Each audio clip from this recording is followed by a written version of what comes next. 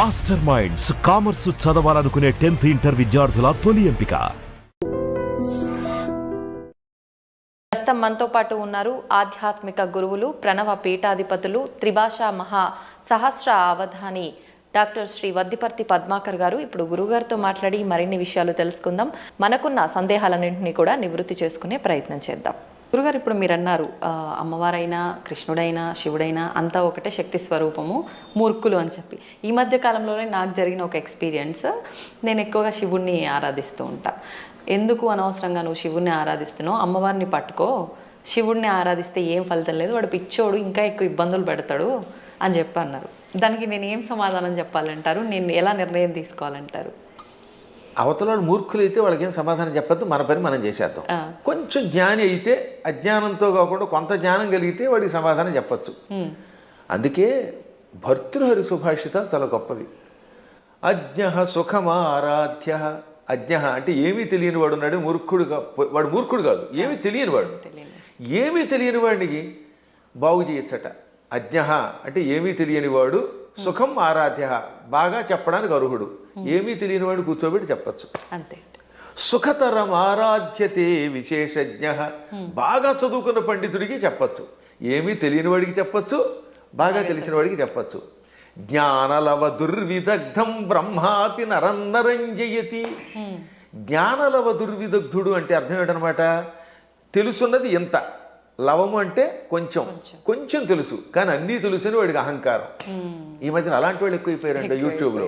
వాడికి ఏం తెలియదు, నాకు తెలుసని అహంకారం.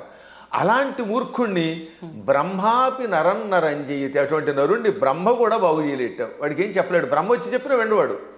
అందుకే కొంతమంది మూర్ఖులు చూసారా, నేను దేవుడు చెప్పినా చేయను, దేవుడు వచ్చి దిగొచ్చినా విన్నంటాడు. వీడి మొహానికి దేవుడు దిగి వస్తాడా? ఏ దేవుడే కదా, దెయ్యం కూడా దిగిరాదు. అంచేత అటువంటి వాళ్ళకి మనం చెప్పక్కర్లేదు, మన పని మనం చేయాలి. కానీ ఒక గొప్ప అద్భుతమైన శ్లోకం ఆది శంకరాచార్యుల వారు మనలాంటి వాళ్ళ కోసమని దేవి అపరాధ క్షమాపణ స్తోత్రంలో రాశారు. ఆ స్తోత్రం పేరేంటి? దేవి అపరాధ క్షమార్పణ స్తోత్రం. అమ్మా నన్ను క్షమించు అని చిట్ట చివరి చెప్పే స్తోత్రం.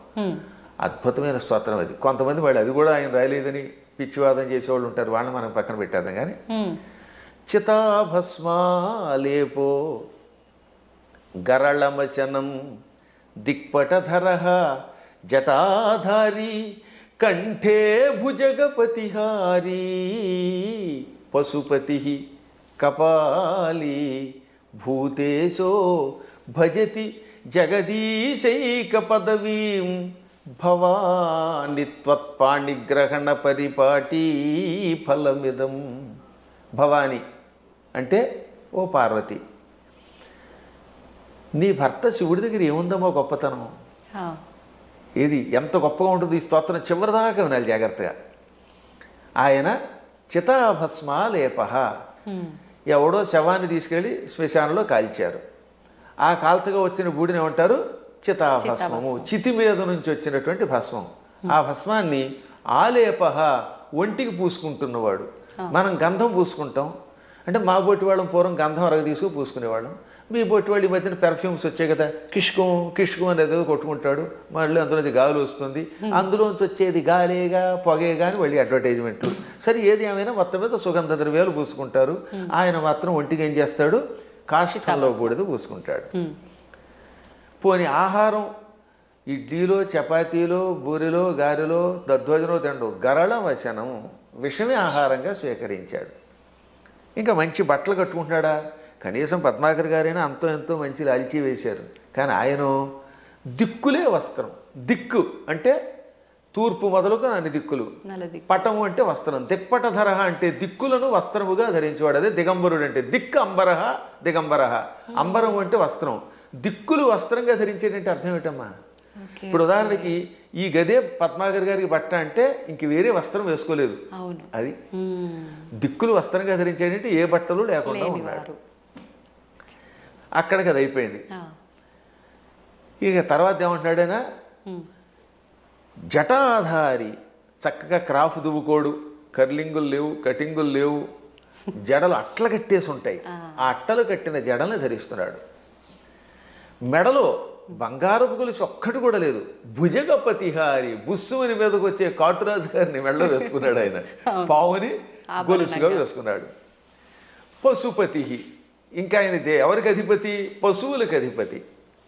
చేతిలో చూస్తే ఏ కంచమో ఆకో పుచ్చుకుని వాళ్ళంతా బఫేని పెడుతున్నారుగా, ఆయన స్వామివారు ఏం చేస్తున్నారట? కపాలం ధరిస్తాడు. భిక్షాపాత్రగా చేతిలో పుర్రిని ధరించాడు, బ్రహ్మ కపాలాన్ని. భూతేశ, భూతాలకు అధిపతి. ఇవన్నీ అవలక్షణాలు పైకి కనపడ్డాం. కానీ ఇన్ని అవలక్షణాలున్నా జగదీశైక పదవీం భజతి అంటే సమస్త లోకాలకి ఈశ్వరుడు అవుతున్నాడు. జగదీశ్వరుడు అనగా సమస్త లోకాలకి అధిపతి, చక్రవర్తి. అన్ని లోకాలని పరిపాలించడానికి కావలసిన అర్హతలు వచ్చేసి ఆయనకి. లోకాలన్నిటినీ పరిపాలిస్తున్నాడు. కారణం ఏమిటో తెలుసా? భవాని త్వత్పాణిగ్రహణ పరిపాటి ఫలమిదం. నీ పాణిగ్రహణం చేశాడు, నీ చెయ్యి అందుకున్నాడు, అంటే నిన్ను పెళ్లి చేసుకున్నాడు.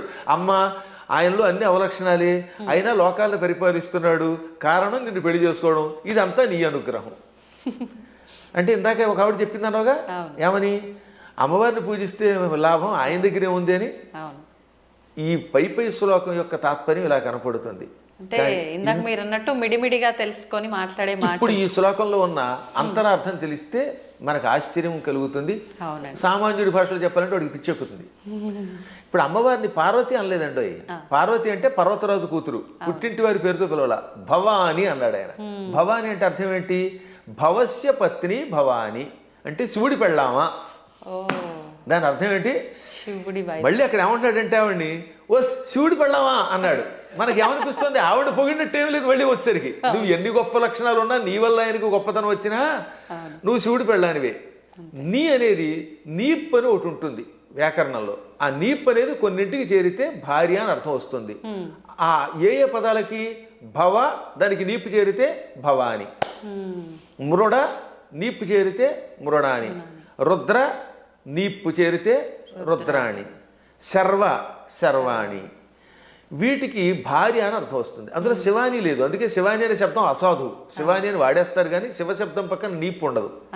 భవ, రుద్ర, మృడ, శర్వ ఇది ఆకృతి గణం. వీటికి మాత్రమే చేరితే భవాని, రుద్రాణి, మృడాని, శర్వాణి అవుతాయి. కాబట్టి ఇంత చేసి నువ్వు ఎంత గొప్పదానివైనా, నీ వల్ల ఆయనకి వచ్చినా నువ్వు ఆయన పెళ్ళానివే అని చెప్పడం. ఇంకా పైకి వద్దాం. ఇందాక చెప్పినవి, ఈ ప్రపంచంలో ఎవడైనా కాష్టంలో ఉన్న బూడిదను పూసుకుంటాడా? మీకు ఎంతో స్నేహితుడు ఒక ఆయన ఉన్నాడండి, ఎంతో ఇష్టుడు ఒక ఆయన ఉన్నాడు. ఆ గొప్ప వ్యక్తి ఒక ఆయన తాతగారు అంటే చాలా ఇష్టపడతాడు. ఆ తాతగారు పోయారనుకుందాం. ఆ తాత లేకపోతే బతకలేనన్నవాడు ఆ తాతగారి శరీరం కాలిపోయాక ఆ బూడిద పూసుకుంటాడా? అస్సలు. ఒక్క శివుడు మాత్రమే తన భక్తులు తనను ఉపాసించాక వాడు నా భక్తుడు, వాడు నాకు ఎంతో ఇష్టుడు అని వాడు చావగానే వాడి శరీరాన్ని శ్మశానంలో కాలిస్తే రారా నాయనా అని వాడి బూడిదని ఒంటికి పూసుకుంటున్నాడు. ఆ బూడిద పూసుకోగానే వాడు శాశ్వతంగా కైలాసానికి వెడుతున్నాడు. అంటే ఆ భక్తుడి మీద ఆయనకి ఎంత ఇష్టం. ఈ ప్రపంచంలో ఇంత ప్రేమగా చూసే దేవుడు ఇంకెవడన్నా ఉన్నాడా? ఒకసారి ఆలోచించండి. భక్తుడి యొక్క కాష్టంలో బూడిదని ఒంటి మీద గంధంలా పూసుకునే ఏకైక కరుణామూర్తి శివుడే. ఆయనకి మాత్రమే శక్తి ఉంది, ఇంకెవడో పూసుకోలేడు. పూసుకుంటే చస్తాడు, బ్యాక్టీరియా వచ్చి చచ్చిపోతాడు ముందు. రెండవది గరళమశనం, పాల సముద్రం చిలికారు. ఈ పాల సముద్రంలో అమృతం వస్తుందనుకుంటే మొట్టమొదట పుట్టింది విషం. భయంకర కాలకోట విషానికి లోకాలన్నీ కాలి బూడిదైపోయాయి. అందులోంచి పొగొచ్చింది. అందరూ దిక్కులేక శివ రక్షించమని ఆయన దగ్గరికి వెళ్ళారు. ఒక్కడ తాగాడా దాన్ని ఎవడన్నా? ఇంతమంది సోకాళ్ళు దేవతల్లో ఒక్కడైనా దాన్ని తాగి రక్షించాడా? ఒక్క శివుడు మాత్రం పార్వతి కేసు తిరిగి, పార్వతి వీళ్ళు నా పిల్లలు రక్షించమని అడిగారు, తాగేస్తున్నాను అన్నాడు ఆయన. అప్పుడు భార్య తాగమంటుందండి నిజంగాను? ఏ భార్య అయినా సరే, ఏమండి వాళ్ళకి మతి లేకపోతే మీకు మతి లేదా? బాబోయ్ నా మంగళసూత్రం గట్టిగా ఉండాలి, మీరు తాగద్దనాలా? కానీ ఆవిడే ఉంది, తాగేయండి అంది. అందుకే పోతన గారు అక్కడ ఒక అద్భుతమైన పద్యం రాశారు భాగవతంలో అష్టమస్కంధంలో. మృంగెడివాడు విభుండని, మింగేవాడు తన భర్తని తెలుసు. ఆ మింగేవాడు తన భర్త అని ఆవిడ తెలియదా? తెలుసు. మృంగెడిదియు గరళమనియు, ఆయన మింగేది గరళం విషం తప్ప అమృతం కూల్ డ్రింకు కాదని ఆవిడికి తెలుసు. అది తాగితే ఏం జరుగుతుందో కూడా తెలుసు. అది ఇంకోటి ఎవడన్నా తాగితే చచ్చిపోతాడే తెలుసు. అయినా మేలని ప్రజకుల్ మృంగుమనే సర్వమంగళ మంగళ సూత్రంబునెంత మది నమ్మినదో. ఎంత అద్భుతమైన పద్యం. అయినా ఈ సృష్టి అంతా తన పిల్లలు, మా పిల్లలు బాగుండాలి, వాళ్ళ కోసం మేము ఏమైనా పర్వాలేదు అని త్రాగమన్నది. తాగమండవే కాదు, తన మంగళసూత్రాన్ని అంత నమ్మింది. శివుడు నా మెడలో మంగళసూత్రం కట్టాడు, కట్టాక ఆయనకి ఏం అవ్వదు, నా మెడలో ఆయన కట్టిన మంగళసూత్రం ఉండగా ఈ విషం కూడా ఆయన ఏమీ చేయదనే నమ్మకంతో తాగమన్నదట. అది వాళ్ళ దంపత్య యొక్క బంధం. ఆ దంపతులు ఇద్దరిలో ఎవరు గొప్ప ఎవరు తక్కువ అంటే అది అజ్ఞానం. ఈవిడ వల్ల ఆయన, ఆయన వల్ల ఈవిడ. ఇంతకీ ఎందుకు చెప్తున్నానంటే, నేను అంతటి కాలకూట విషమును టక్కన చేతిలోకి తీసుకుని ఇంత నేరేడు పండు ముద్దగా మార్చి మింగాడు. ఆయన మింగడం కూడా కంఠంలో ఎక్కడ పెట్టుకున్నాడు, సరిగ్గా ఈ కంఠం దగ్గర పెట్టాడు. లోపల లోకాలు ఉన్నాయట, బయట లోకాలు ఉన్నాయి. విషం బయట ఉంటే బయట ఉన్న లోకాలని బూడిద చేస్తుంది, కడుపులో కెడితే కడుపులో ఉన్న లోకాలు బూడిదైపోతాయి. ఇక లోకములు లేని ఏకైక స్థానం ఆయన కంఠాన్ని మాత్రమే అట్టే పెట్టాడు. కంఠంలో లోకాలు లేవు, అందుకని గొంతుకులో పెట్టాడు. ఇక్కడుంటే ఎవరికీ ప్రమాదం లేదు కనుక. ఇప్పుడు మీకు ఒక కాఫీ ఇస్తాం, తాగండి. తాగి నాలుక మీద కానీ కడుపులోకి కానీ పంపకుండా గొంతుకులో అట్టే పెట్టగలరా? అస్సలు సాధ్యం. గుట్టక వేస్తే టక్కన కిందకి దిగిపోవాల్సిందే, లేదా అతి కష్టం మీద నోట్లో పెట్టాలి. అది కూడా ఎంతసేపు పెట్టగలం, బయటనే ఉమ్మాలి, అవునా? అటువంటిది అంత కాలకోట విషయాన్ని ఇక్కడ బంధించే శక్తి ఏ దేవతకుంది? ఒక్క శివుడికి ఉన్నది. అందుకే తెల్లని శివుడి శరీరం కూడా, శివుడు కూడా చాలా అందంగా తెల్లగా ఉండేవాడు. ఈ విషం కంఠంలోకి వెళ్ళాక నీలంగా మారిపోయి శ్రీకంఠుడు గరళకంఠుడు అయ్యాడు. అది ఆయనకు ఒక ఆభరణం అయింది, కీర్తి తెచ్చిపెట్టింది.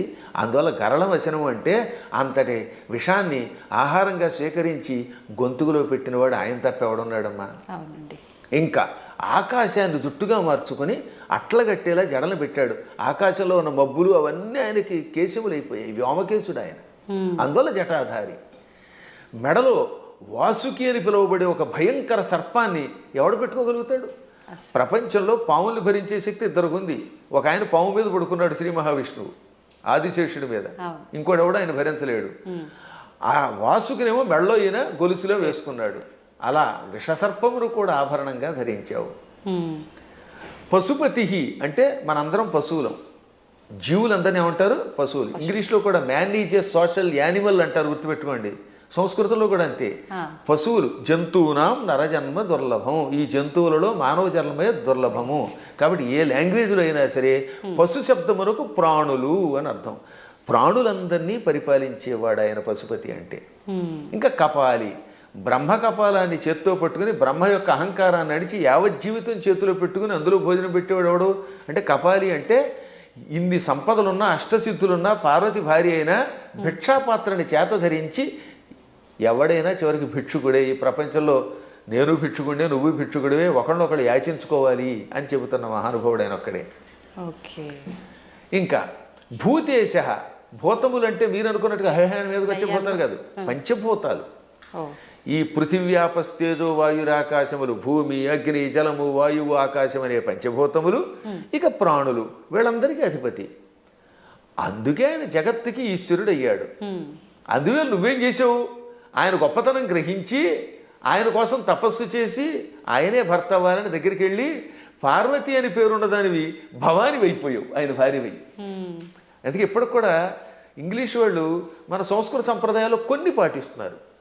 ఉదాహరణకి పద్మాకర్ గారి భార్య ఉంది, ఆవిడ ఏమన్నా మిసెస్ పద్మాకర్ అంటారా లేదా? అంటారు. రంగవేణి గారిని పిలవకుండా అంటే భవానీలాగా. పార్వతి కాస్త ఆయన భార్య అయ్యాక మిసెస్ శివ అయ్యింది. ఆ మాట భవానీ అన్నాం అంతే టెక్నిక్గా. అంటే ఎంత గొప్ప శక్తి! శివుడి భార్యని అనిపించుకోవడానికి ఇష్టపడుతోంది కానీ నేను పార్వతిని ఫలానా వాళ్ళ పుట్టింటి వారి సంబంధమైందని అనిపించుకోవడానికి ఆవిడ ఇష్టపడటం లేదు. ఈ లక్షణాలు ఆయనలో గొప్పవి కాబట్టే ఆయనని నువ్వు వరించావు. నీ వల్ల ఆయన పార్వతీ వల్లభుడయ్యాడు. ఈ విధంగా ఇద్దరు గొప్పవారే. ఇంక చివరిగా దిక్పటధరహ అంటే దిక్కులే వస్త్రములంటే మొత్తం ప్రపంచమంతా వ్యాపించినవాడు. అది వ్యాపిస్తే కదా బట్ట అయ్యేది. మీరు ఆలోచించండి, తూర్పు పడమర ఉత్తరం దక్షిణం ఆగ్నేయం నైరుతి ఈ వాయువ్యం ఈశాన్యం అని పిలువబడే దిక్కులు పైన కింద ఉన్నవి మనకు బట్ట అవ్వాలంటే మనం అంత శరీరం కలిగిన వాళ్ళు అయ్యి ఉండాలి. ఇప్పుడు నాకు ఈ గది బట్ట అవ్వాలంటే నేను గది అంతా నిండిపోవాలి, అప్పుడే ఈ గదిని నేను బట్టగా ధరించగలను, అవునా? అందువల్ల సర్వవ్యాపకుడు అని అర్థం. అటువంటి వాళ్ళ యొక్క గొప్పతనాన్ని గ్రహించలేక శివుడిని పూజిస్తే కష్టం వస్తాయి పార్వతిని పూజించని, లేక పార్వతిని పూజించకు శివుడిని పూజించని, లేక ఈ ఇద్దరిని పూజించి విష్ణువుని పూజించగని, విష్ణువుని పూజించి వీళ్ళని పూజించకు అన్నాడంటే వాడు అజ్ఞాని, ఏ విధమైన ఉపాసనా బలం లేనివాడు. అందువల్ల వీటికి అతీతంగా సర్వవ్యాపకుడైన శివుడు ఆయన ఏకో దేవ, ఏకో దేవ కేశవో వా శివో వా, ఒకడే దేవుడు. నువ్వు శివుడను, కేశవుడను, పార్వతి అను, లేక లక్ష్మి అను, సరస్వతి అను, కుమారస్వామి అను, విఘ్నేశ్వరుడను, ఇన్ని రూపములతో కనపడుతున్న పరమాత్మ ఒక్కడే. గురుగారు, అంటే మాలాంటి జ్ఞానం లేని వాళ్ళము ఇలాంటి పిచ్చి ప్రశ్నలు వేయటంలో అర్థం ఉంది, వాదించడంలో అర్థం ఉంది. కానీ ఎంతో జ్ఞానం ఉండి నలుగురికి చెప్పే స్థాయిలో ఉన్నవాళ్ళు కూడా కొంతమంది శివకేశవుల ఇద్దరు భేదం చూపించి మేము శైవులము, మేము వైష్ణులము ఇలా మాట్లాడుతూ ఉంటారు కదా, మరి దాని గురించి ఏమంటారండి? అక్కడే అసలు వాళ్ళ జ్ఞానులు అనకూడదు, వాళ్ళు భక్తులు అంతే, మూఢభక్తులు. వాళ్ళు భక్తులే. మూఢభక్తి ఏం చేస్తుందో తెలుసా? ఆ రూపాన్ని తప్ప ఇంకోటి ఇష్టపడకుండా చేస్తుంది. మూఢభక్తి వల్ల కూడా ఎప్పుడో ఒకప్పుడు పరమాత్మ దగ్గరికి కడతారు అనుకోండి, అందులో సందేహం లేదు. జ్ఞానభక్తి కలిగిన వాడు అలా ఎందుకంటాడు? జ్ఞానంతో ఉన్నవాడు వాడు ఏ రూపం చూస్తే ఆ రూపంలోనే ఇంకోటి వస్తాడు. మహానుభావులైన ఋషుల్ని నేను చూశాను కదా, వశిష్ఠుడు ఉన్నాడు, రాముడిలో శివుని చూడగలిగాడు, శివుడిలో రాముడిని చూడగలిగాడు. కైలాసాల్లో వైకుంఠం చూడగలిగాడు, వైకుంఠంలో కైలాసాన్ని చూడగలిగాడు. అమ్మవారి దగ్గరికి వెళ్ళారు. దుర్వాసుడు అన్ని లోకాలకి వెళ్ళాడు. విశ్వామిత్రుడు అలా అన్నీ చూడగలిగాడు. వాళ్ళు జ్ఞానులు. ఇంకా మూఢభక్తులు అంటే ఏమిటనమాట? నేను ఆ రూపమును తప్ప ఇంక దేన్ని చూడండి అంటాడు ఆయన. ఆ ఆశ్చర్యం ఏమిటంటే తులసీదాస్ గారు తన ఆత్మచరిత్ర రాసుకున్నాడు. ఆయన బృందావనం వచ్చాడు. అక్కడ కృష్ణుడు కనపడగానే కళ్ళు మూసుకున్నట్ట. ఏమి నాయన నన్ను చూడగానే కళ్ళు మూసుకున్నావు, నన్ను ఎందుకు చూడటం లేదంటే నేను రామభక్తుడిని, రాముడి తప్పేవాడిని చూడన్నాడు. అప్పుడు ఆ కృష్ణుడు ఏమన్నాడు? రాముడైనా కృష్ణుడైనా నేనే కదా, నువ్వు భాగవతం చదివిన వాడివి, నేను ఎన్నో అవతారాలు ఎత్తానని నీకు తెలుసు కదా అంటే అన్నీ నాకు అనవసరం, నువ్వే అన్ని రూపాలు, నువ్వే మత్స్యకూర్మాది సమస్త అవతారాలు ధరించావు, అయినా నేను రాముడి తప్ప చూడను, నాకు ఆ కోదండం పుచ్చుకుని ఏకపత్నిరతుడిగా ఉన్న రాముడే కావాలి, కృష్ణుడు వద్దన్నాడు. అప్పుడు ఆయన నవ్వి రాముడిగా, ఇది కృష్ణ విగ్రహంలో ఉన్న స్వామివారు రాముడిగా దర్శనమిచ్చాక అప్పుడు నమస్కరించాడు. అప్పుడు ఆయన కనువిప్పు కలగజేసి, పిచ్చివాడా, పువ్వులు వేరైనా ఏ పువ్వుతో చేసినా పూజ ఒకటే కదా, అంతే అండి. ఎదురుగుండా నువ్వు ఒక విగ్రహం పెట్టుకున్నావు, ఒక్కోసారి గన్నేరు పువ్వులు, ఒక్కోసారి మందార పుష్పాలు, మరోసారి ఏమో సంపంగులు ఇలా దొరుకుతాయి. ఏ పుష్పంతో పూజ చేసినా పూజ ఒకటే, పువ్వులు వేరైనా పూజ ఒకటే. అలాగే మూర్తులు వేరైనా అందులో ఉన్న చైతన్యం ఒకటే. ఈ మాత్రం జ్ఞానం లేకపోతే నీకు ఎప్పటికీ మోక్షం వస్తుందనగా అప్పుడు పశ్చాత్తాపంతో ఆయన రాముడైనా కృష్ణుడైనా ఒకటే అని హిందీలో ఒక స్తోత్రం రాశాడు.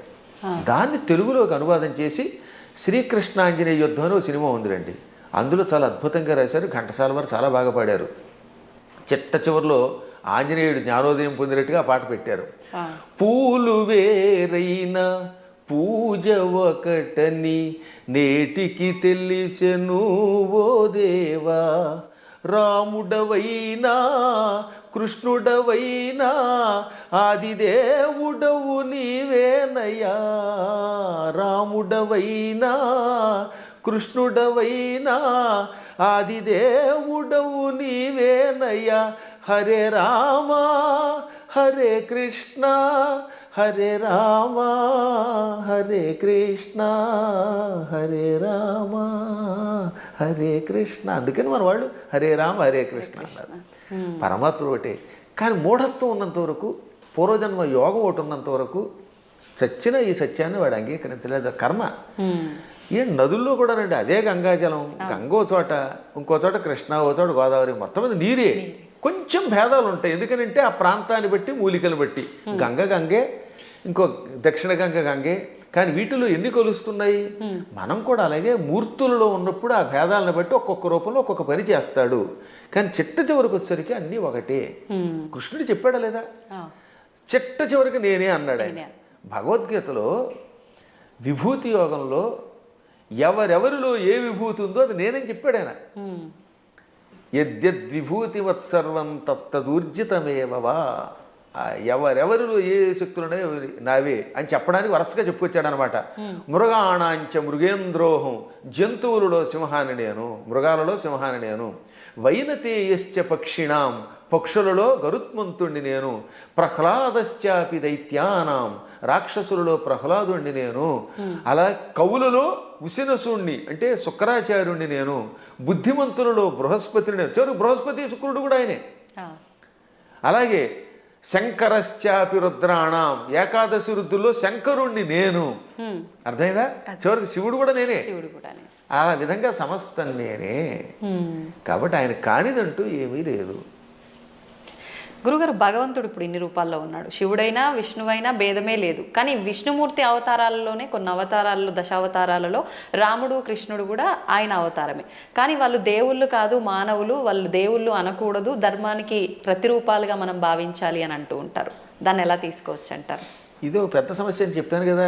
ఈ పెద్ద ఎవడికి వాడు మేధావి అయిపోవడం వల్ల వచ్చిన పని. భగవంతుడు శ్రీ మహావిష్ణువు 22 అవతారాలు ఎత్తాడు. ఎన్ని? 22. ఈ 22లో 21 అవతారాలు అంశ అవతారాలు అంటారు. ఒక్క అవతారం పరిపూర్ణ అవతారం.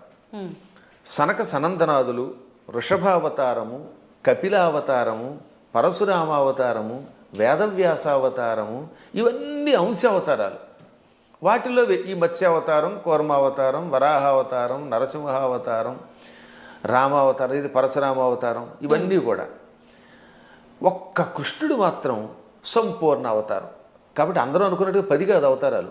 భాగవతంలో ప్రారంభంలోనే ఉంటుంది, ప్రథమ స్కంధంలో 22 అవతారాలు చెబుతూ అందులో 21 అవతారాల్ని ఏతే చాంస కళా పుంస ఏతే చ అంశ కళా పుంస కృష్ణస్తు భగవాన్ స్వయం.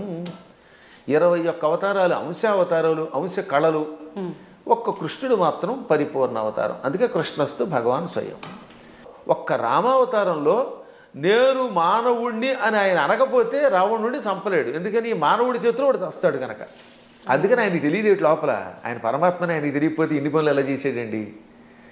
ఎంతమందికి శాప విముక్తి కలగజేశాడు, ఎంతమందిని వైకుంఠానికి పంపించగలిగాడు. కానీ పైకి చెప్పకూడదు.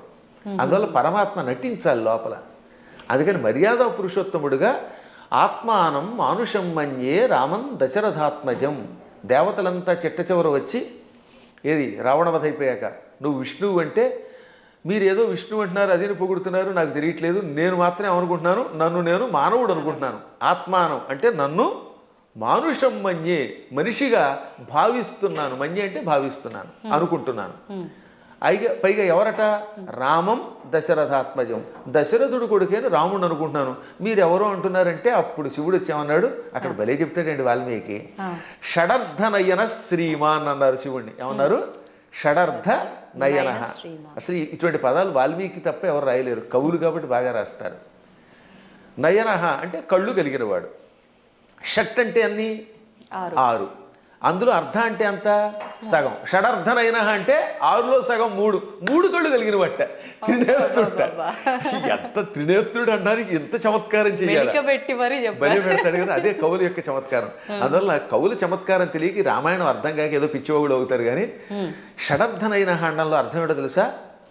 6ని 3గా చేశాడు, 6 శత్రువుల్ని 3గా చేశాడు. ఆ 3ంటిని సూర్యచంద్రులు అగ్నిగా మార్చి కళ్ళుగా పెట్టుకున్నాడు. వీటిల్లో సూర్యుడు స్వయం ప్రకాశకుడు, చంద్రుడు సూర్యుడు యొక్క కాంతి సేకరించి చల్లదనం ఇస్తాడు. ఈ 3 ఆయన దేన్నైనా భస్మం చేస్తాడు. అంటే కామక్రోధ లోభ మోహ మద మాత్సర్యాలనే శత్రువుల్ని 3 ముద్దలు చేసి ఈ 3 ముద్దల్ని కూడా ప్రజలకి త్రిగుణముల రూపంలో ఇచ్చి త్రిగుణములతో కూడిన ప్రజల్ని త్రిగుణాతీతుల్ని చెయ్యగలిగే శ్రీమాన్ సంపదలు కలిగిన వాడు శివుడు. అసలు శివుడి యొక్క వైభవాన్ని, దాని గురించి ఇప్పుడు మీకు ధర్మ సందేహాల్లో కాబట్టి క్లుప్తంగా చెబుతున్నాను. కానీ దీనికి ఎంతో వ్యాఖ్య చేయొచ్చు. అటువంటి శివుడు, నాయన నువ్వు సాక్షాత్తు విష్ణువువి, దేవతలంతా ప్రార్థించటం వల్ల రాముడిగా అవతరించి దుష్ట శిక్షణ శిష్టరక్షణ చేసావు తప్ప సామాన్యుడు కాదు అని చెబితే దశరథుడు మళ్ళీ వచ్చి ఆయన్ని స్తుతించాడు, బ్రహ్మాదులు స్తుతించారు.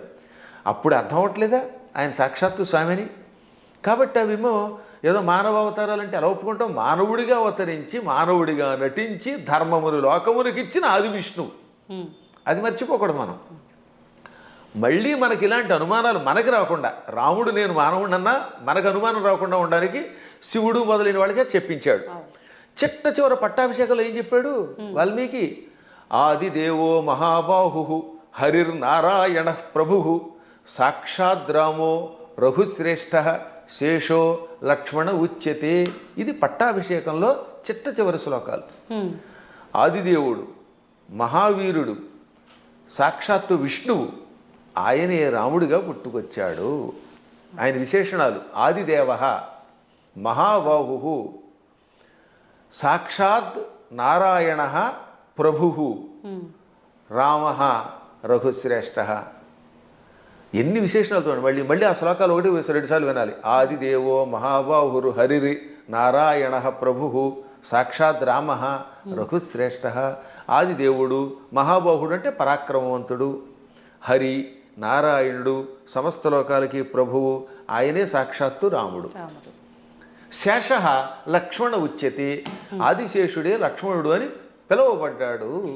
కాబట్టి ఇంక ఇక్కడ స్పష్టమైపోయిందా? అయినా సరే రాముడు కాదు ఉట్టి మనిషే అంటాడు అనుకోండి, అది వాడి కర్మ.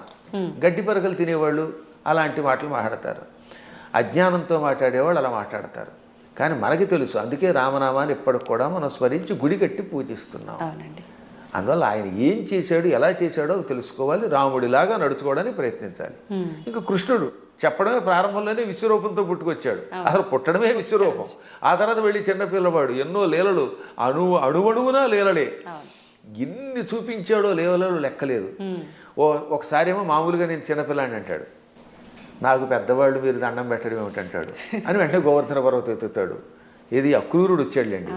అక్రూరుడు రాగానే, అక్రూరా నేను 8 ఏళ్ల బాలుణ్ణి, నువ్వేమో 40 ఏళ్ల వాడివి, నువ్వు పెద్దవాడివి, నాకు నమస్కారం చేయటం ఏమిటి అనగానే కాసేపు ఆయన భ్రమలో పడ్డాడు. వెంటనే వెళ్ళి యమునా నదిలో తన విశ్వరూపం చూపించాడు. వెంటనే తాను మరిచిపోయి స్తోత్రం చేసి, నేను పెద్దాడిని ఏంటి, నువ్వు పిల్లవాడు ఏమిటి, సమస్త లోకాలకి నువ్వే తండ్రి బాబోయ్ అన్నాడు ఆయన. ఇన్ని లీలలు చూపించిన పరమాత్ముడు. ఇటువంటి వాళ్ళు మనుషులు అంటే ఆ అన్నవాళ్ళ యొక్క విచక్షణ వదిలేయాలి తప్ప ఇంక మనం ఏం అనలేమంతే. గురుగారు, అంటే ఇది అంటే మూర్ఖంగా ఉంటుందేమో ప్రశ్న, కానీ మీరు ఇప్పుడు చెప్పిన దాంట్లోంచి నాకు అనిపించింది, అంటే ఆయన భగవంతుడే మానవుడిగా ఉండి మానవుడిగా నటించి ఆయన చేయాల్సిన కార్యం చెయ్యాలి అని చెప్పి, అంటే ఒక రకంగా ఇక్కడ వాళ్ళ అసలుని దాచేసి ఇంకో రూపంలో వచ్చి కార్యాన్ని నిర్వర్తించాలి. అక్కడ మోసం చేసినట్టేనేమో, అంటే మన మానవుల భాషలో భగవంతుడే మోసం చేశాడు, మరి నేనెందుకు చేయకూడదు, నేను మోసం చేస్తే తప్పంటారు, ఇది అధర్మం అంటారు అనొచ్చు కదండి, దానికి ఏం చెప్తారు? ఇప్పుడు మీరు మోసం చేశారు అనుకుందా, కాసేపు ఎవరిదో బ్యాంక్ అకౌంట్లో హ్యాక్ చేసి డబ్బులు లాగేశారు, అందుకే ఈ మధ్య నా అకౌంట్లో ఎవరికి ఇవ్వట్లేదులేండి. ఇప్పుడు ఇచ్చిన డబ్బుని మళ్ళీ మీరు రెట్టింపు ఇవ్వగలరా? కానీ శ్రీకృష్ణ పరమాత్ముడు కాసేపు మానవుడిలా నటించి కాసేపు మాయ చేశాడు. ఆ తర్వాత వాళ్ళని తీసుకెళ్ళి రక్షించాడు లేదా? వాళ్ళ గురువు గారిని కాసేపు నేను సామాన్య బాలుడిని అన్నట్టుగా నటింపజేసి కాసేపు మాయపుచ్చాడు. వాళ్ళ అబ్బాయిని బతికించాడు లేదా? అలాగే గోపాలకులంతా ఉన్నారు అక్కడ, వాళ్ళందరి దగ్గర కాసేపు చిన్నపిల్లాడిలాగా మాయపుచ్చాడు. కానీ కష్టం రాగానే ఇంద్రయాగం ఆపేసిన వెంటనే ఇంద్రుడు వర్షం కురిపించాడు హోరాత్రులు, అవునా? ఆ సమయంలో గోవర్ధన పర్వతాన్ని కుడి చేత్తో పైకెత్తి వాళ్ళని రక్షించాడు లేదా? చిటికిన వేలుతో ఎత్తలేదు, చిటికిన వేలు, ఇంకేదో బొటన వేలు, వాడి మొహం, ఇలాంటివన్నీ ఎవడికి తోచింది వాడు చెప్తాడు. కరేణైకేన అన్నారు, అంటే ఒక చేత్తో, అది కూడా దక్షిణ హస్తేన 2 సార్లు వ్యాసుడు రాశాడు. తెలుగులో కూడా గోవర్ధన గిరి ఎత్తెన్ చక్క నొక్క కేలన్ లేలన్ అని పోతన గారు అనువాదం చేశాడు. మళ్ళీ అది ఏ చెయ్యో మనకి తెలియదు కదా, అందుకని తర్వాత పద్యంలో వలకేలదాల్చి అంటే కుడి చేత్తో ఎత్తి విపుల ఛత్రంబు కాబట్టి అన్నాడు, చేత్తో ఎత్తాడు ఆయన. పర్వతాన్ని 7 రోజులు ఎవరెత్తగలరు? అప్పుడు వాళ్ళకి అర్థమైందా లేదా? కాబట్టి పరమాత్ముడు ఎప్పుడు నేను పరమాత్ముడిని భూలోకంలో ఉన్నప్పుడు చూపిస్తే తన లీలలు, అప్పుడు అవతల వాళ్ళు ఈయంతో సన్నిహితంగా మెలగలేరు. ఇప్పుడు మీ పై ఆఫీసర్ ఎప్పుడు స్ట్రిక్ట్గా నేను ఆఫీసర్ అని కూర్చుంటే మీరు ఏం ఉద్యోగం చేస్తారు? ఈ దిక్కుమాలాడు శాడిస్ట్ దొరికాడు అంటారా లేదా? అంటారండి. ఏడిపించేస్తే మీకు స్వేచ్ఛ ఇవ్వాలి. అందువల్ల ఆఫీసర్, బహుశా మీదైనా ఆఫీస్ అనుకుంటున్నాను, నాకు తెలియదు అది. ఒకవేళ ఇతరుల దగ్గర ఉద్యోగం చేస్తే ఆ ఉద్యోగం చేసినంతసేపు అవతల వాడు ప్రేమగా చూడాలి. ఇప్పుడు నా దగ్గర చాలామంది పనిచేస్తున్నారు, అర్చకులు పనిచేస్తున్నారు. నాతో పాటు మీరు చూశారు కదా, నాతో పాటు ఓ సహాయకుడు వస్తాడు రాజు. మా అర్చకులు సాయి మనోజ్ కానీ లేకపోతే పవన్ శర్మ కానీ, వీళ్ళు నన్ను ప్రేమగా తండ్రిలా భావించి కూడా ఉంటున్నారు కాబట్టి ఎంత హాయిగా ఉంటున్నారు. వాళ్ళు ఎందుకు ఖర్చు పెట్టారు, ఎలా చేశారు నేను అడగను. అప్పుడు వాళ్ళు ఇంకా నిజాయితీగా ఉంటారు. అవునండి. ఇంట్లో వంటకి మాకు చిన్నప్పుడు ఒక ఆయన ఉండేవాడు, ఒక హౌస్లో ఉండేవాళ్ళండి. ఆయన కోటీశ్వరుడు, బంగారపు అధిపతి. వంట ఆవిడకి వేరుశనగ గుళ్ళు ఇచ్చి ఎన్ని గుళ్ళు ఖర్చు పెట్టేవని వాడు ఆయన. ఎన్ని గ్రాములు కాదు, 100 గింజలు ఇచ్చి ఈ పూటకి 10 గింజలు, రేపు మళ్ళీ పోపులో 10 గింజలు, 10 మినప గింజలు, 10 శనగ గింజలు. ఉన్నారా ఇలాంటి ఉన్నారు. అయ్యో మీ అదృష్టం వల్ల మీకు మంచి వాళ్ళు దొరుకుతున్నారమ్మా, నా బొట్టి వాళ్ళు మహానుభావులు దొరుకుతారు కాబట్టి మీకు తెలియట్లేదు. కానీ బయట ఇలాంటి పిసినగొట్లే ఎక్కువ మంది ఉన్నారు. కాబట్టి ఎందుకు చెప్తానంటే ఈ లెక్కలన్నీ అడిగితే ఆ వంట ఆవిడ ఇంట్లో పని చేయగలదా? అస్సలు చేయలేదు. ఆఫీసర్ల దగ్గర మనం ఉద్యోగం చేయగలమా? అందువల్ల ఏమవుతానమాట వాళ్ళు బిగుసుకుపోయి స్ట్రిక్ట్గా ఉండి అనుక్షణం ఏడిపిస్తే మనం చేయలేం. అందుకని పరమాత్మ స్నేహితుడిగా, కొడుకుగా, కొన్ని చోట్ల తండ్రిగా, కొన్ని చోట్ల మిత్రుడిగా, కొంతమందికి భర్తగా, మరికొంతమందికి ఇంకో రకంగా, ఇన్ని రకాలుగా నటించి వాళ్ళల్లో ఒకడై సామాన్యుడిలో ఉన్నాడు. అది ప్రేమగా వాళ్ళతో నటించడం తప్ప మోసం చేయటం కాదు. అలా వాళ్ళతో ప్రేమగా ఉండి వాళ్ళ చేత సేవ చేయించుకుంటూ లేక తాను సేవ చేస్తూ కష్టాలు వచ్చినప్పుడు కష్టాలు తొలగించి కొందరికి మోక్షం ఇచ్చి కొందరికి సంపదించి కాపాడాడు. ఇప్పుడు కుచేలుడు ఉన్నాడు. కుచేలుడికి అడగకుండానే ఇక్కడ నుంచే ఇళ్ళు పంపాడు. స్థలం కొనలేదు, రిజిస్ట్రేషన్ లేదు, మున్సిపాలిటీ వాళ్ళకి ప్లాన్ అప్రూవల్కి పంపడం లేదు. కుచేలుడి దగ్గర గుప్పుడు అడుగులు తినగానే అక్కడ ఆయన ఇంట్లో కుచేలుడి యొక్క నగరాన్ని ఇప్పుడు పోరుబందర్ అంటారు. గాంధీ గారి కుటుంబానికి దగ్గరలోనే ఉంటుంది అది, ఆ ఆలయం ఎప్పటికి కూడా. అది కుచేలుడి ఇల్లు. 7 అంతస్తుల బిల్డింగ్ ఇచ్చేసాడు. అలా ఇవ్వగలిగితే అప్పుడు మనం చెయ్యాలి. అందువల్ల మనం మోసం చెయ్యడం ఎలాగా అనేది కథల్లో నేర్చుకుంటున్నాం, కానీ ప్రేమ చూపించడం, మహిమలు చూపించడం నేర్చుకోవట్లేదు. కాబట్టి శ్రీకృష్ణ పరమాత్ముడు చేసినట్టుగా మనం ఎక్కడ చేయగలుగుతాం? 16,000 మంది రాజకన్యకల్ని నరకాసురుడు జైల్లో పెట్టి హింసించి మానభంగం చేసి ఏడిపించాడు. పాపం దిక్కు లేకుండా అయిపోయారు. ఆ నరకాసురుడిని చంపాడు. చంపగానే ఆ చెరసాల్లో ఉన్న వాళ్ళంతా బయటకు వచ్చారు. ఇంటికి వెడితే మమ్మల్ని ఆదరించేవాళ్ళు లేరు. కొంతమందిని భర్తల్ని చంపి పట్టుకొచ్చాడు, తల్లిదండ్రులు చంపి కొంతమందిని పట్టుకొచ్చాడు. ఇలా రకరకాలుగా తీసుకొచ్చాడు, అత్యాచారం చేశాడు. ఇప్పుడు ఇంటికి వెళ్తే ఎవరు ఆదరిస్తారు? భర్తలా రానివ్వరు, తల్లిదండ్రులు ఉన్నారో లేదో తెలియదు, మాకు గౌరవం ఉండదు సంఘంలో. అందుకని మమ్మల్ని రక్షించమని మనస్సులో కోరుకుంటే ఈ 16,000 మందిని ఒకేసారి 16,000 మంటపాలు కట్టించి, 16,000 పెళ్లి మంటపాలు, వేదికలు కట్టించి 16,000 మంది మెడలో ఒకేసారి 16,000 రూపములతో మంగళసూత్రం కట్టి పెళ్లి చేసుకున్నాడు. ఇలా చేయమని చూద్దాం. నువ్వు కృష్ణుడిలాగా 16,000 మందిని పెళ్లి చేసుకుంటానంటే 16,000 మందికి ఒకేసారి తాళి కట్టగలవా? ఇన్ని మంటపాలు ఒకేసారి ఏర్పాటు చేయగలవా? అందరి ఇళ్లలో ఉండగలవా? వాళ్ళందరినీ ఇలా గౌరవంతో కాపాడగలవా? చేయలేవు నీ మొహం. అందువల్ల కృష్ణుడితో పోల్చుకోవాలంటే నీ లెవెల్ అలా ఉండాలి. ఇంకొక విషయం చెప్పాలి ఇక్కడ. ఒక రోజున నారదుడు అంతటి వాడికి అనుమానం వచ్చింది. ఇందులో భాగవతంలోనే, మళ్ళీ ఇంకో పురాణం కాదు, భాగవతంలోనే ఒక రోజున నారదునికి కృష్ణుడి మీద అనుమానం వచ్చింది. ఏది ఇంత నిత్యం నారాయణ అని ఆయనకు కూడా మాయ. ఇదే మాయ అంటే. ఇప్పుడు మీరు నా ఎదురుగుండా కూర్చున్నా మీరు అప్పుడప్పుడు నన్ను కూడా సామాన్యుడని ఎలా మాయలో పడిపోతూ ఉంటారో అలాగా కృష్ణ పరమాత్ముడి నామస్మరణం చేసే నారదుడు కూడా కృష్ణుడిని సామాన్యుడు కదా, ఇంతమంది భార్యలతో ఎలా వేగుతున్నాడు, 16,108 మందితో ఎలా వేగుతున్నాడు పరిశీలించాలనిపించింది. ఇది మాయ అంటారు దీన్ని. అందుకని వెంటనే ముందు ఏం చేశాడు? రుక్మిణీ మాత ఇంటికి వెళ్ళాడు. రుక్మిణీదేవి ఇంట్లో ఇద్దరు రుక్మిణీదేవి గదిలో ఒక మంచం మీద కూర్చొని సరదాగా పాచికలు ఆడుకుంటున్నారు, జోదం ఆడుకుంటున్నారు. రావోయ్ నారద అన్నాడు ఆయన. ఓ నమస్కారం చేసి, ఇప్పుడు రుక్మిణి దగ్గర ఉన్నాడు కదా, ఇక్కడ నుంచి రెండో భార్య జాంబవతి దగ్గరికి వెడదాం. రెండో ఆవిడ జాంబవతి, 3 సత్యభామ. ఎందుకని? శమంతకమణిని తీసుకురావడానికి వెళ్ళింది ముందు జాంబవతి దగ్గరికి. జాంబవతిని పెళ్లి చేసుకుని వచ్చాక ఆ తర్వాత సత్రాజిత్తుకి మణిస్తే 3వ భార్య సత్యభామ అయ్యింది. ఇప్పుడు ఏం చేశాడు? రెండో భార్య దగ్గరికి వెళ్ళాడు. అక్కడ కృష్ణుడు కనపడలేదు, జాంబవతి కనపడింది. అమ్మా జాంబవతి, ఈ కృష్ణుడు ఉన్నాడే ఆ రుక్మిణి దగ్గర అనేదో చెప్పబోతూ ఉంటే, ఏమిటి మహర్షి చెబుతున్నారు మా ఆవిడికి అని ఆవిడ పక్క నుంచి వచ్చేసాడు ఈయన. మా ఆయన ఇప్పటిదాకా నా పక్కనే ఉన్నాడు, నాకు జడేస్తున్నాడు, నువ్వేదో రుక్మిణి అంటున్నావు ఏమిటంది. అబ్బాయి లేదమ్మా, రుక్మిణి దగ్గరికి వెళ్లకుండా నీ దగ్గరికి వచ్చాడని చెప్పబోతున్నానని మాట మార్చి ఇక్కడి నుంచి సత్యభామ దగ్గరికి వెళ్ళాడు. అమ్మా సత్యభామ, నీకెన్ని కష్టాలు వచ్చాయి అనబోతూ ఉండగా, సత్యభామ ఏం కష్టాలు వచ్చాయి? మా ఆయన నాకు వంట చేసి పెడుతున్నాడు అంది. ఆ లోపల వంట చేసి పెడుతున్నాడు.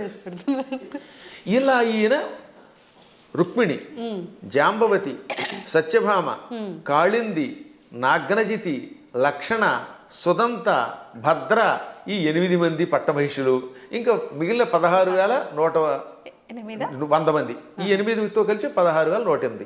అందరి పేర్లు చెప్తాను, ఓ ఏడాది పడుతుంది మరి మీకు రాసుకోగలనండి వరసగా. వాళ్ళందరి పేర్లు నాకు తెలుసు, కంఠస్థం కూడా చేశాను. ఎవరికైనా ఓపిక ఉంటే ఓ ఎపిసోడ్ అంతా వాళ్ళ పేర్లు అలా చెప్పుకుంటూ వెళ్ళిపోతాను. ఒక్కొక్కళ్ళ పేర్లు 2 సుకేసిని, కేసిని, మంజస, సమంజస, పుంజస, ఇలా రకరకాల పేర్లు కొన్ని రిపీట్ అవుతూ ఉంటే కొద్ది తేడా ఉంటాయి. ఇంతమంది ఇళ్లల్లోనూ ఈ నారదుడు వెళ్ళడం, ఒక ఇంట్లో పాలు పితుకుతూ, ఓ చోట పాయసం చేస్తూ, ఓ చోట కాళ్ళు ఒత్తుతూ, ఓ చోట ఏమో ఇంకోటి చేస్తూ, ఓ చోట ఏమో ఇల్లు తుడుస్తూ, ఓ చోట సరదాగా ఆడుతూ పాచికలు ఆడుతూ, ఓ చోట ఏమో ఇంకో బంతి ఆడుతూ, అన్ని చోట్ల కనబడ్డాడు. పిచ్చెక్కిపోయింది నారదునికి. అంతే కదా మరి. ఇది భాగవతంలో నారదుడు కృష్ణుని పరీక్షించుట అనే ఘట్టంతో రాశారు భాగవతంలో. అప్పుడు ఆయనకి జ్ఞానోదయమై, నేను నిరంతర హరినామస్మరణం చేసిన వాడిని, నారాయణుడు సర్వాంతర్యామని తెలుసు. అసలు విష్ణు అనే శబ్దం మనకు అర్థం ఏంటి? వ్యాపకశీలత్వాత్ విష్ణు, అంతటా వ్యాపించి నిండి ఉన్నవాడు గనక విష్ణు అని పేరు. ఆయన భక్తుడిని ఆయన ఎక్కడున్నాడు, అక్కడున్నాడా లేదా అని పరిశీలించడం ఏమిటి అని అజ్ఞానంలో పడ్డానని గ్రహించి వెంటనే కాళ్ళ మీద పడి స్తోత్రం చేస్తాడు. అంటే నారదునికే మాయ కలిగితే ఇక మనకి రావడంలో ఆశ్చర్యం ఉంది. కాబట్టి అన్ని చోట్ల ఉంటాడు ఆయన. ఆయన స్థాయిని మనతో పోల్చుకుని ఆయన ఎలా ప్రవర్తిద్దామంటే, పులిని చూసి నక్క వాతలు ఎట్టుకుంటే వాతలు మిగులుతాయి, ఉన్న చర్మం పోతుంది, కానీ పులి మచ్చలు రావు. గురుగారు, ఇప్పుడు మీరు చెప్పిన దాన్ని బట్టి కృష్ణుడు ఆయన భార్యలతో ఉన్నది ఒక ఉదాహరణగా మాకు అర్థమవడం కోసం చెప్పినా అది వినటానికి అయితే చాలా బాగుంది. ప్రస్తుత రోజుల్లో నిజంగా భార్యాభర్తల బంధం అలా లేదని చెప్పాలి. అంటే అందరూ అని కాదు, కొంతమంది ఒక మిత్రుల్లా ఉండాలి, అంటే సమయానికి తగ్గట్టుగా ఇద్దరు భార్యాభర్తలు అన్యోన్యంగా అలా ఉండాలి, కానీ అలా ఉండట్లేదు. ఎందుకని అంటారు? ఇప్పుడున్న కారణం ఏంటి చెప్పమంటానమ్మా? అసలు సగం సినిమాలే పాడి చేస్తున్నాయి కొంత, ఇప్పుడు సినిమాలు మరికొంత. మనుష్యులలో ఆర్థిక స్వాతంత్రం వచ్చేసింది. పిల్లల్ని చిన్నప్పటి నుంచి గారంగా పెంచడం తల్లిదండ్రులు చేస్తారు, సందేహాలు అక్కడ పెంచాలి. కానీ అదే సమయంలో భార్యాభర్తల బంధం ఒకరితో ఒకరు ఎంత జాగ్రత్తగా ఉండాలి, క్షణికోద్రేకాలతో కోపాలు తెచ్చుకొని తిట్టుకోకూడదనేది చిన్నప్పటి నుంచి చెప్పట్లేదు కదా. ఇప్పుడు పూర్వం రుక్మిణీ కృష్ణుల కథ, సీతారాముల కథలు చిన్నప్పటి నుంచి నూరిపోసి ఏదన్నా చిన్న చితక గొడవలు వస్తాయి. భార్యాభర్తలకు తగాదాలు లేకుండా ఎలా ఉంటాయి? సతీదేవి కూడా శివుడి మాట వినకుండా వెళ్ళిపోయిందా లేదా? ఒక్కసారి సతీదేవి శివుడు వద్దంటున్నా వినిపించుకోకుండా పుట్టింటికి చూడడానికి యజ్ఞానికి వెళ్ళింది, శరీరం విడిచిపెట్టింది. భర్తకు దూరం అయితే చివరికి మిగిలేదు అదే. డబ్బు సంపాదించవచ్చు, నువ్వు ఇంకేదైనా పలుకుబడితో ఉండొచ్చు, కానీ భార్యాభర్తలు ఇద్దరు ఐకమత్యంతో ఉండడం వల్ల వచ్చే ఆనందం వేరని కథలు చెప్పేవారు పూర్వం. మా చిన్నప్పుడు ఇలాంటి కథలే చెప్పేవారు. అందువల్లే పూర్వం ఒకసారి పెళ్లి చేసుకుంటే యావత్ జీవితం వాళ్లే దంపతులు. ఇప్పుడు 16 రోజుల పండుగ గడిస్తే గొప్ప, తొలినాడు ఏదో హడావిడి, మలినాడు మడావిడి అన్నట్టుగా అయిపోతుంది. 16 రోజుల తర్వాత మళ్ళీ ఇద్దరు విడిపోతున్నారట. కొట్టుకోవడాలు, తిట్టుకోవడాలు, ఇవన్నీ కొంత తల్లిదండ్రుల యొక్క పెంపకం లోపం, కాల ప్రభావం, మీడియా ప్రభావం అన్నీ ఉన్నాయి, ఒకదాని మీద ఒకటి పడుతున్నాయి. కానీ దైవానుగ్రహం వల్ల మళ్ళీ పూర్వపు లక్షణం వస్తుందని నాకు నమ్మకం. అందువల్ల నా ఉద్దేశంలో చిన్నప్పటి నుంచి పిల్లలకి చక్కని కథలు చెప్పాలి. వస్తాయి తగాదాలు అయినా, కానీ అయినా కలిసి ఉండండి. ఎప్పుడైనా భార్యకు కోపం వచ్చినప్పుడు భర్త తగ్గాలట, భర్తకు కోపం వచ్చినప్పుడు భార్య తగ్గాలి. ఈవిడేమో తోసుంటా అంది, ఈవిడ తోసుంటా అన్నాడు, ఇంకేముంది రెచ్చిపోతే కొట్టుకుపోతారు, ఇంకా విడాక్ అయిపోయింది. దీనివల్ల ఏమిటి సాధిస్తున్నారు చివరికి? ఒక్క ఇంట్లో సుఖంగా ఉంటున్నారా? ఇవాళ కలియుగంలో గుండెకాయ లబ్ డబ్ అని కొట్టుకోవడం మానేసింది. పూర్వం గుండెకాయ లబ్ డబ్ అని కొట్టుకునేది, ఇప్పటికీ చేయేస్తే లబ్ డబ్ అని ఉంటుంది. కానీ లబ్బు పోయి డబ్బు డబ్బు డబ్బు అని కొట్టుకుంటుంది. అదొక జబ్బు కింద పట్టుకుంది. దాంతో కుటుంబాలు విచ్ఛిన్నమైపోతున్నాయి. అయినా మా అదృష్టం ఏంటంటే మేము పిల్లలకి చిన్నప్పుడు చేసిన సంస్కారం వల్ల మా పిల్లలు అలాగే చక్కగా కలిసి ఉంటున్నారు, మా అన్నదమ్ముల పిల్లలు కలిసి ఉంటున్నారు. అందువల్ల వీటిని మళ్ళీ ఆదర్శంగా తీసుకోవాలి. ఈ మధ్యన మా పురాణాలు విన్నాక చాలామంది మార్పు చెందుతున్నారు. క్షణికోద్రేకంతో విడిపోతే ఉంది. తల్లిదండ్రుల ప్రేమ పిల్లలకు ఉండదు, ఈ పిల్లలు మళ్ళీ పిశాచాల్లా తయారైపోతారు. వీళ్ళు కొట్టుకుంటారు, హత్యలు చేస్తున్నారు, చస్తారు, బాంబులు వేసుకుంటారు. చివరికి ఏం సుఖం?